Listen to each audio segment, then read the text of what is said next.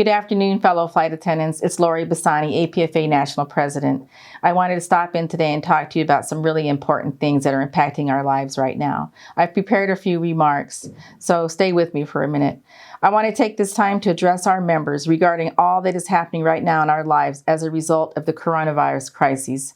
This is a fast-moving and quickly changing situation, and we must all remain nimble, flexible, and alert as we work through these unprecedented times for our families, our work lives, and our country. First, I want to recognize that we are the first responders and on the front lines of this situation. I know that many of you are scared and have so many concerns and questions on many fronts.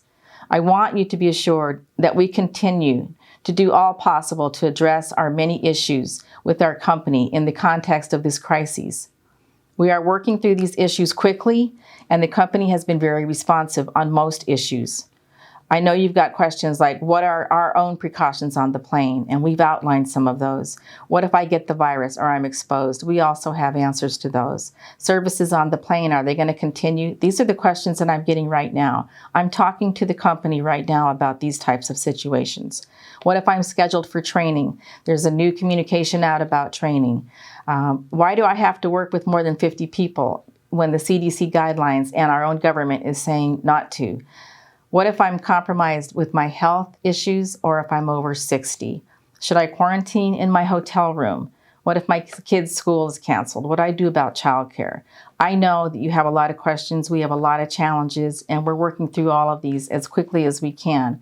I appreciate your patience, and I know that the company does as well. And first, due to the massive cancellations and unprecedented pull down of our flight schedules, we're working to mitigate pay and loss of jobs for our flight attendants. Since the first cancellations with mainland China, we have offered short-term leaves, VLOAs, and VOLOs. We've negotiated pay protections, and the VOLOs help you to have a more flexible schedule by being able to go under the 40 hours. And while these options have been very popular, we know that we will need to go even deeper with the cuts that are occurring right now in our flying schedules. So to that end, the week of the convention, we formed a task team comprised of base presidents, executive committee members, and negotiators to develop a longer-term extended leave option for our members. At first, the extended leave option the company offered to us did not include medical benefits. You have told us that medical is important to you, and we stress that to the company. I am pleased to announce that we did come to an agreement that includes medical and related benefits paid at active rates. That means if you take the extended leave, which will be offered very shortly, for any of the durations of 6, 9, or 12 months, you will only have to pay the employee's portion of the active rates of medical, as you do today. The main points include, first of all, it's going to go by seniority by base. It is unpaid. It will open very soon, and it will be a very short duration. So you'll have to make your mind up, very soon whether or not you want to take the extended leave option. However, the company will be able to offer this again if they want to, and we need more later on.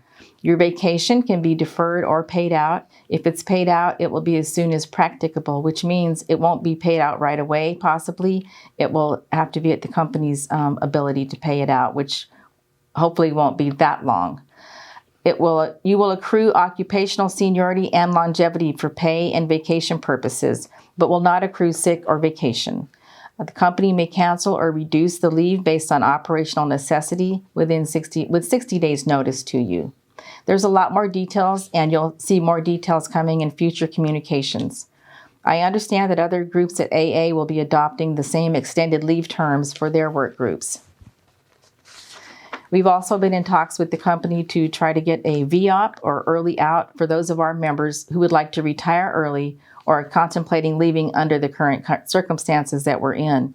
Unfortunately, we are very far apart with the company. We wanted much more than they were able to provide, and they did inform me that this will now be a company policy.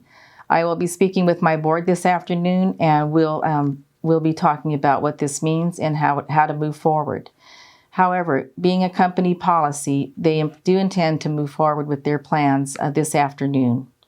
The terms will be the same for everyone with the exception of the pilot group. We've also asked the company to address our board today and discuss the differences and the reasons why the pilots group have different terms in some of their leave options.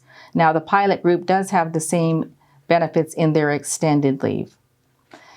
The basics of the company early out is 15 years of seniority in active status, 2 years of medical at active rates, travel benefits per company policy, and this is voluntary. Again, more details will be released by AA, and I believe that should happen in the very near future. And the union has plans we will offer different communications to you, whether it's WebEx, online. Of course, we're going to have hotlines, and we may do a town hall just to explain some of these options to you, but they're happening very quickly. So it'll probably be more, of course, web-based. I've got a few other updates for you. The new hire classes have been postponed until further notice. Service and equipment trainings have been canceled, and the company is working with the FAA in regards to future CQ. So stay tuned with the company communications on those issues. Also, we postponed our negotiation sessions for next week, and we will be resuming those hopefully in the near future. We're also transitioning in the new national officers who will assume office as of April 1st. Please know that things have been changing, like I said, sometimes by the hour, and I want to commend all of our APFA leaders and reps, both on the local and national levels, for stepping up to the task. It's been like nothing we've ever seen. And it's been equally important for management to work closely with us to address concerns and be open-minded to new ideas as we continue to do all we can to protect your health, your jobs, and livelihoods. Please be patient while we work through these challenging times and know that we're here for you.